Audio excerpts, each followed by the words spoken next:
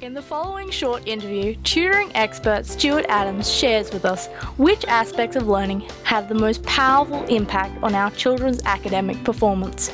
You'll learn how the most successful people use their minds and how we can use these strategies in our children to help them awaken, develop, and nurture their true potential for excellence. I think realistically, very few people actually ever reach their true potential in life. I think no matter how good you do in life, there is always something deeper inside of you that's just sort of waiting to have the right trigger, to come out, to become greater.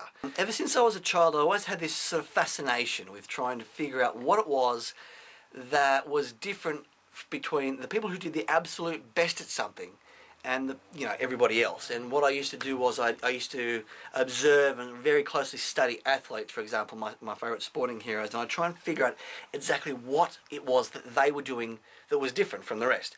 Because I figured that you're not born brilliant at something. You're not naturally just born the best at something. You've got to get to that stage. So when you think about the best people, whether it's in sport or in a particular area of science or academia, or some of the greatest thinkers throughout history, when you think of those, the absolute best of those people, they weren't always the best. Something happened in between the time when they were growing up and that time that they actually reached that point.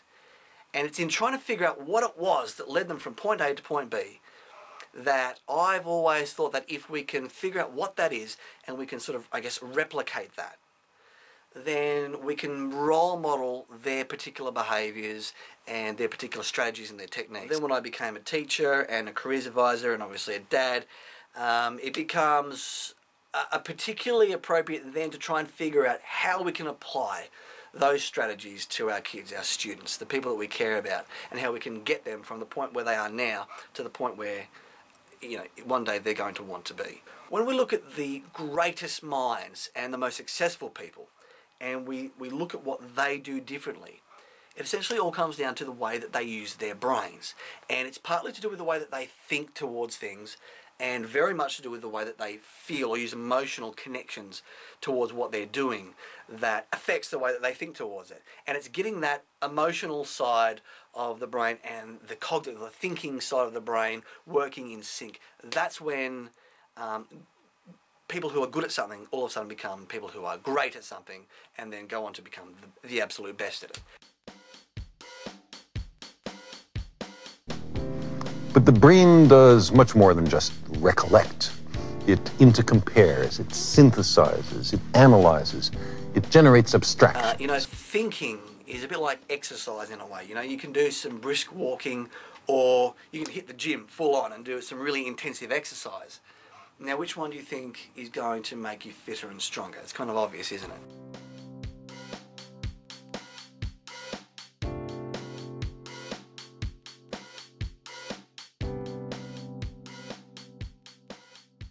Now, these higher order thinking processes, they go a bit above the level of simply recalling or remembering information and being able to demonstrate a basic sort of understanding and applying that understanding.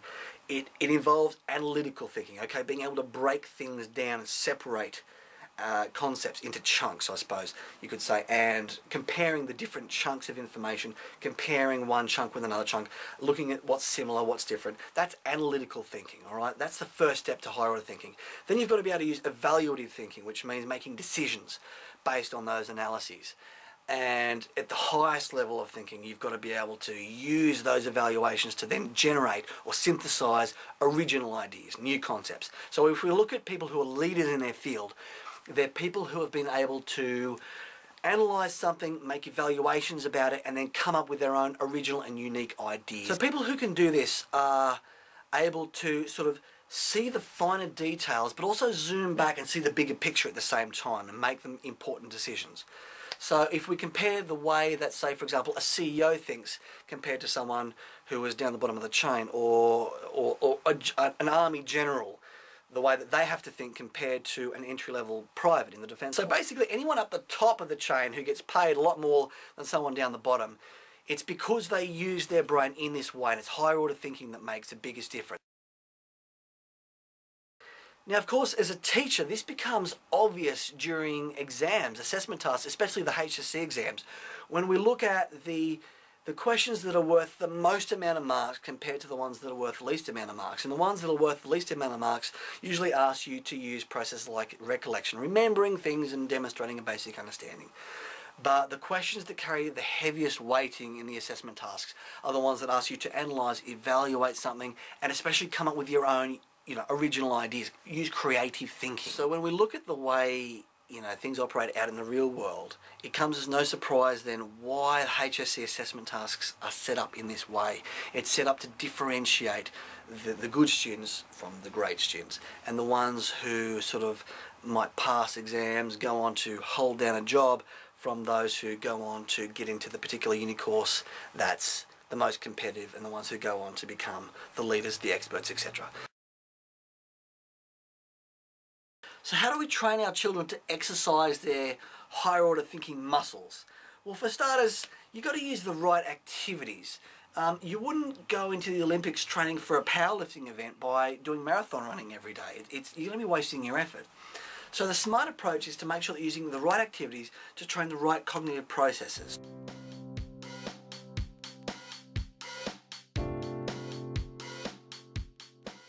So for starters, we need to make sure that they are learning around a constructivist framework. Now, a constructivist framework basically means that when we're learning something, when we're teaching something, it needs to be done in a way so that the brain can connect what is being taught with something that it already understands. Okay, so it's learning one piece of information that's connected to an existing piece of information already understood, one step at a time.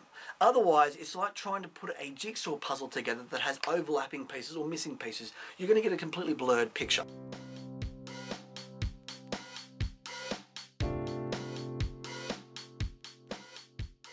The other thing is, it's vitally important to realise that different people learn in different ways.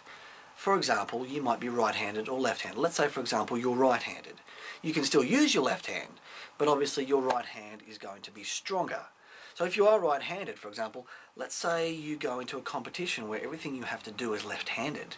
It's going to make you feel like you're at a disadvantage. If it's too much of a struggle, how do you think it's going to make you feel towards those particular activities? Is it going to generate a lot of confidence? Is it going to give you a really great, motivated attitude towards it?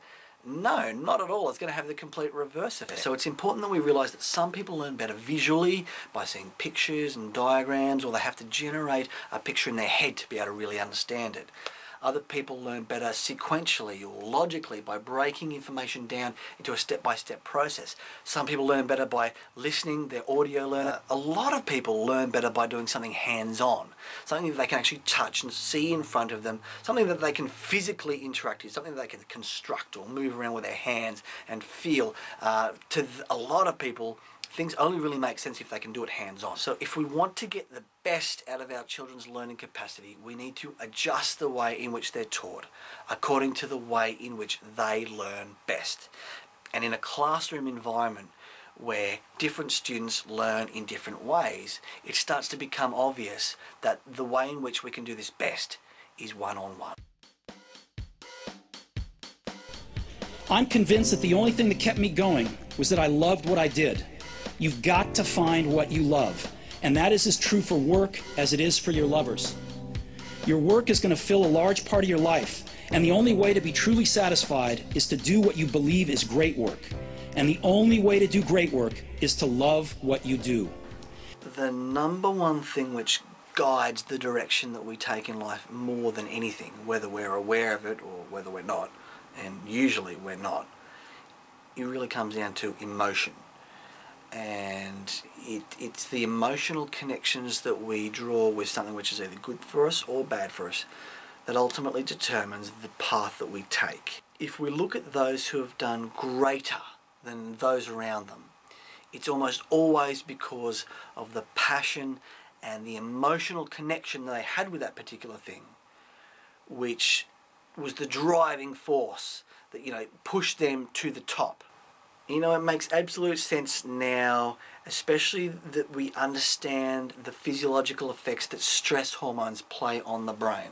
Okay, so we've essentially got these two opposite ends of the scale. where on the one hand we've got severe psychological stress and trauma. During states of extreme trauma, the brain essentially shuts down. You can't access memories, you can't think clearly, you can't use your cognitive and reasoning processes properly. You know when you see athletes get towards the end of a marathon and they've pushed themselves so hard their muscles start to cramp up and they can't even move their legs properly? This is essentially like trying to use your brain under extreme states of stress and trauma, where you're approaching something you have no interest in, you have a complete dislike, you're stressed out, you approach it with anxiety. On the other end of the scale, however, we have this sort of state of extreme confidence and passion. When you're in this state of mind, you can achieve a lot more than what you can if you're anywhere along the scale towards this end. You've probably known this process yourself in some ways, where you've been either browsing, say, something like YouTube or Wikipedia, depending on whether you prefer reading or visual and video type content. And all of a sudden, you might have been distracted by what you were supposed to be doing. You've been distracted by these articles, websites or videos, and you've been learning all these things kind of accidentally. And then you sit back and think, yeah, I was kind of wasting my time. It was a bit of a distraction from what I was supposed to be doing. But in the process, you're kind of learning accidentally, weren't you? Because when there's a particular personal relevance or interest in that thing, your mind just automatically draws you in that direction. So if you're approaching something you don't like or you don't have an interest in, your mind's automatically going to guide you towards the thing which you have a greater emotional connection with. So the trick then becomes to create a situation where the student develops a greater emotional connection with what it is they're actually supposed to be learning. Okay, so we could develop a personal interest, a personal passion, and especially, and this is the biggest thing, is confidence. The confidence versus the fear factor makes the absolute biggest difference, more than anything. I cannot stress that enough, okay? When you approach something with confidence and it makes you feel, I'm the king of the world, that is automatically going to drive the neurons into that higher order thinking process in the brain. You try and use the creative thinking processes when it comes to something that you either dislike, you hate, you have no confidence in, your brain's just not going to work the same way. It's like trying to race uphill with weights attached to your ankles and jump hurdles at the same time. When, however, you approach something that you have a personal attachment to, when it makes you feel confident, when it makes you feel good about what you're doing, well, then it's like taking off the weights, it's like lowering the hurdles a bit, and all of a sudden the incline becomes a decline. You're actually racing downhill, and you do it automatically without realizing that you're doing that sort of accidental learning process. And if we're smart about it, and we can use these processes that we observe in the way that people who naturally do well at something do, we can apply these with our kids and with our students, and we can make learning happen so naturally that they love doing it, and we get those higher order thinking processes in the brain happening, switched on, just naturally. So how do we actually do this? I mean, this sounds great in theory, but how do we apply this in the real world? Well, firstly, we absolutely must do it on a one-on-one basis. A classroom environment is necessary when it comes to the school system, but realistically, if we're going to get the most out of a student's learning potential, it has to be done on that one-on-one process, and it has to be done in a comfortable and familiar environment that absolutely minimizes those stress hormones and absolutely maximizes the support, and the student really needs to feel like this is all about me, and no matter what happens, I'm completely comfortable and relaxed, and I'm in a supportive, sort of nurturing environment where there's no fear of failure. If I don't understand something, it doesn't matter right now, because I know that I will understand it within a few processes from now.